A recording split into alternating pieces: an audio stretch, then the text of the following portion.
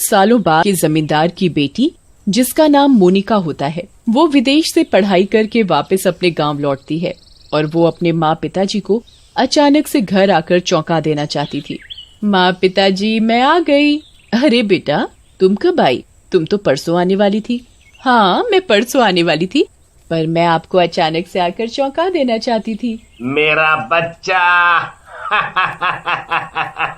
अच्छा, ये सब छोड़ो, तुम ये बताओ कि तुम कैसी हो और तुम्हें आने में कोई तकलीफ तो नहीं हुई? माँ पिताजी, मैं बिल्कुल अच्छी हूँ और मुझे यहाँ आने में कोई तकलीफ नहीं हुई और अब मैं यहीं रहूंगी अपने माँ पिताजी के पास। हाँ, हमारी बेटी अब से हमारे पास ही रहेगी। अच्छा, तुम बहुत थक गई होंगी, तुम आराम कर लो जब तक मैं तुम्हारे लिए तुम्हारी पसंद का खाना बनाती हूँ। हाँ माँ, बहुत भूख लगी है और खाने में बहुत सारा मक्खन भी देना। माँ, मैं बहुत थक गई हूँ, मैं थोड़ी देर आराम कर लूँ। मोनिका अपने कमरे में आराम करने चली जाती है। फिर कुछ देर में ही मोनिका की माँ खाना बना लेती है तो वो खाने के लिए मोनिका को जगाती है। मोनिका, उठो उठो मोनिका, देखो खाना तैयार है, चलो खाना खा लो। मोनिका उठ जाती है और वो खाने की टेबल पर खाना खाने बैठ जाती है। वाह मक्खन, आज तो खाने का मजा ही कुछ और आएगा। कितने सालों बाद अपने घर का मक्खन खाने के लिए मिलेगा और अपने घर के मक्खन की तो बात ही अलग है। हाँ बेटा, खूब खाओ, जितना तुम्हारा मन करे। माँ, मेरा तो पेट भर गया, खाना इतना स्वादिष्ट था कि कुछ ज्यादा ही खा लिया। अब मैं तो चली सोने। हाँ बेटा, तुम सो जाओ, आज तुम थकी भी बहुत होगी। फिर माँ मोनिका को उसके कमरे में ले जाती हैं और उसे सोने के लिए कहती हैं। मोनिका बेटा, अब तुम यहाँ आराम से सो जाओ और अगर किसी चीज की जरूरत पड़े तो मुझे आवाज लगा देना, मैं तुरंत आ जाऊंगी। ये कहकर मोनिका की माँ अपने कमरे में सोने चली जाती है और मोनिका भी अपने कमरे में सो जाती है। और अगले दिन मोनिका नहा धोकर तैयार हो जाती है तो वो अपनी माँ से गांव और खेत देखने के लिए कहती है। माँ, बड़े दिन हो गए खेत देखे हुए, बड़ा मन कर रहा है खेत देखने का, मैं जरा खेत देख कर आती हूँ। हाँ, देख लेना, पहले कुछ खा पी तो ले, फिर उसके बाद देखने चली जाना। नहीं माँ, पहले मैं खेतों में घूम कर आती हूँ, फिर बाद में खाऊंगी। ये कहकर मोनिका खेतों में घूमने चली जाती है। खेतों में घूमते घूमते वो उसी गुफा के पास पहुँचती है जिसमें तांत्रिक ने चुड़ैल को कैद कर रखा था। तभी उसे उस गुफा में से अजीब से रोने की आवाज आने लगती है, जैसे कोई मुसीबत में हो और वो मदद के लिए पुकार रहा हो। लगता है कि कोई गुफा के अंदर बंद हो गया है। मुझे अंदर जाकर देखना चाहिए, आखिर ये माजरा है तो क्या। मोनिका डरते डरते गुफा के दरवाजे पर जाती है और दरवाजे पर लगी कील को उखाड़कर वो गुफा के अंदर चली जाती है। गुफा के अंदर जाते ही वहाँ एक चुड़ैल को देखकर मोनिका बुरी तरह डर जाती है। चुड़ैल, तुम तो एक चुड़ैल हो। हाँ, मैं चुड़ैल हूँ। फिर चुड़ैल जोर जोर से हंसने लगती है। मैं आजाद हो गई। इतने सालों बाद मुझे आजादी मिली है। जो मेरा काम अधूरा रह गया था, अब मैं उसे पूरा करूंगी। मैं फिर से इस पूरे गांव पर राज करूंगी। तांत्रिक ने चुड़ैल को गुफा में जब कैद किया था तब उस समय मोनिका बहुत छोटी थी, इसीलिए मोनिका को चुड़ैल के बारे में कुछ नहीं पता था। फिर चुड़ैल मोनिका के शरीर में घुस जाती है और उधर मोनिका की माँ को मोनिका की चिंता होने लगती है। वो मोनिका के पिताजी से कहती है, सुनो जी, मोनिका कब की खेतों में घूमने गई है, अभी तक नहीं आई, मुझे तो उसकी बड़ी चिंता हो रही है। मोनिका की माँ, तुमने मोनिका को अकेले जाने क्यों दिया? चलो उसे ढूंढ कर लाते हैं। फिर मोनिका की माँ और पिताजी मोनिका को ढूंढने निकल जाते हैं। वो मोनिका को ढूंढ ही रहे होते हैं, तभी उन्हें मोनिका दिखाई दे जाती है। अरे वो देखो, वो रही मोनिका। मोनिका की माँ और पिताजी मोनिका के पास पहुँचते हैं। मोनिका बेटा, कहाँ चली गई थी तुम? मोनिका अपने पिताजी को कोई जवाब नहीं देती। क्या हुआ मोनिका बेटा, तुम चुप क्यों हो? तुम ठीक तो हो ना? मोनिका डरावनी आवाज में कहती है। हाँ, मैं ठीक हूँ। उन्हें मोनिका को देखकर कुछ अजीब सा लगता है। मोनिका के पिताजी मोनिका की माँ से कहते हैं, शायद थकावट की वजह से मोनिका ऐसी लग रही है। मोनिका, तुम बहुत थक गई हो, तुम आराम कर लो, मैं तुम्हारे लिए खाना लेकर आती हूँ। मोनिका आराम करने लगती है। इधर मोनिका की माँ खाने में उसके लिए ढेर सारा मक्खन लेकर आती है। मक्खन देखकर मोनिका से रुका नहीं जाता।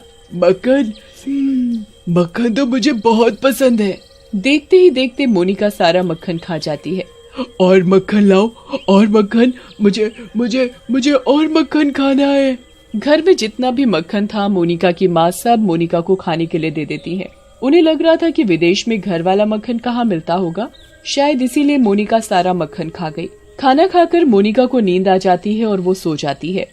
लेकिन जैसे ही रात होती है मोनिका के अंदर से चुड़ैल निकलकर बाहर आ जाती है और फिर जिस घर में मक्खन रखा होता है वो माखन चोर चुड़ैल उस घर में माखन के चक्कर में चली जाती है। खुशबू, हाँ, मक्खन की खुशबू। मुझे सुबह होने से पहले जल्दी सारा मक्खन चुरा लेना चाहिए। देखते ही देखते चुड़ैल उस घर का सारा मक्खन चुरा लेती है और उस मक्खन को ले दूर बर्फीली जगह ले जाकर उसके पुतला बना देती। बन गया मेरा मक्खन का पुतला। अब देखती हूँ कौन मेरे रास्ते में आकर मुझे रोकता है। फिर चुड़ैल सुबह होने से पहले वापस मोनिका के शरीर में जाने लगती है। छोड़ दो मुझे, छोड़ दो, छोड़ दो मुझे। देखते ही देखते चुड़ैल मोनिका में घुस जाती है। फिर अगली सुबह जिस औरत का मक्खन चुड़ैल ने चुराया था वो रसोई में जाकर खाने के लिए मक्खन देखती है। मक्खन कहाँ चला गया? मैंने तो मक्खन यहीं रखा था। ऐसा कैसे हो सकता है? मक्खन भला गायब कैसे हो सकता है? फिर वो औरत अपने पति के पास जाती है। सुनो जी, रसोई में मक्खन नहीं है, पता नहीं कहाँ चला गया। ऐसा कैसे हो सकता है? भला मक्खन कहाँ जा सकता है? देखो, मुझे जल्दी से खाना दे दो, मुझे खाना खाकर खेतों पर काम करने जाना है। औरत मन में सोचने लगती है, हाय राम, अब मैं इन्हें खाना कैसे दूं?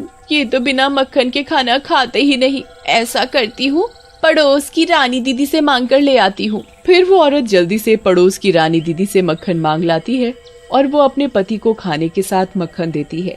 भाई, मजा आ गया खाने का। जब तक खाने में मक्खन ना हो तो मजा ही नहीं आता। देखो, खाने में मुझे सब्जी मिले ना मिले, पर मुझे मक्खन जरूर चाहिए। ठीक है जी। फिर जैसे ही शाम होती है तो गांव की औरतें अपने अपने घरों में मक्खन निकालने लगती हैं। जब उनका मक्खन निकल जाता है तो वो मक्खन को ऊंची सी जगह पर रख देती हैं। ऐसे ही उसी गांव की औरत मोही अपने घर में मक्खन निकाल कर रसोई में रख देती है और खाना खाकर सोने चली जाती है। फिर जैसे ही रात होती है चुड़ैल मोनिका के शरीर से बाहर निकल जाती है और वो देखती है कि घर के सभी लोग सोए हुए हैं। यही अच्छा मौका है लोगों के घर से मक्खन चुराने का। फिर चुड़ैल पास में ही मोही के घर में जाती है और उसका सारा का सारा मक्खन चुरा लेती है और चुड़ैल मक्खन को दूर बर्फीली जगह ले जाकर उसके पुतले बनाने लगती है। जब चुड़ैल मक्खन से पुतला बना लेती है, बन गया मेरा पुतला। अब जैसे ही मेरे सारे पुतले बन जाएंगे फिर मैं इन पुतलों में जान डाल दूंगी। फिर मैं सभी गांव वालों को अपना गुलाम बनाकर उन पर राज करूंगी। फिर ऐसे ही रोज रात को चुड़ैल मोनिका के शरीर से बाहर निकलती और लोगों के घरों का मक्खन चुरा कर ले जाती और उनके पुतले बना देती। अब सभी लोगों के घर का मक्खन घर से गायब होने लगा था। तो ये बात देखते ही देखते पूरे गांव में फैल गई और गांव के सभी लोग आपस में बातें करने लगते हैं।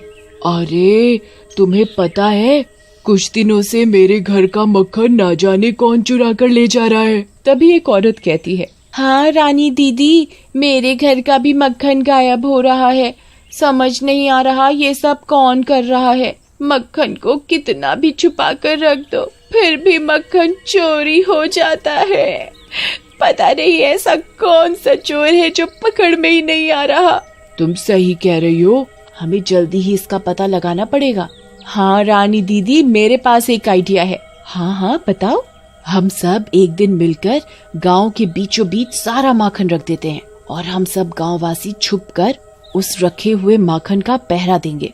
ऐसा करने से हमें पता लग जाएगा कि आखिर माखन कौन चुरा रहा है। हाँ, तुम बिल्कुल ठीक कह रही हो, हमें अब यही करना पड़ेगा। उसी रात सब गांववासी अपने घर से माखन लाकर गांव के बीचों बीच रख देते हैं। देखते ही देखते वो चुड़ैल माखन खाने आती है।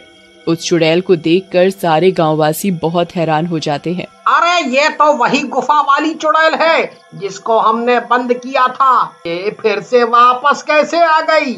लगता है किसी ने उस गुफा का दरवाजा खोल दिया है और तभी ये चुड़ैल आजाद हो गई है। गांववासी ये बात कर ही रहे होते हैं कि तभी मोनिका बोल पड़ती है। एक दिन मैं खेतों में सैर करने गई थी और सैर करते करते गुफा तक पहुंच गई। उस गुफा में बहुत जोरों से आवाज आ रही थी। मैंने सोचा क्यों ना अंदर जाकर देखा जाए कि गुफा के अंदर कौन है। अच्छा, तभी ये चुड़ैल वापस से आजाद हो गई है। हमें फिर से तांत्रिक बाबा को बुलाना पड़ेगा। गांववासी अगले दिन तांत्रिक बाबा के पास जाते हैं और उन्हें सारी दुर्घटना बताते हैं। इस चुड़ैल का तो अब परमानेंट इलाज करना पड़ेगा। तांत्रिक मंत्र पढ़कर एक भभूत का पैकेट देता है और वो उसको चुड़ैल के लिए बनाए गए माखन में मिलाने को कहता है।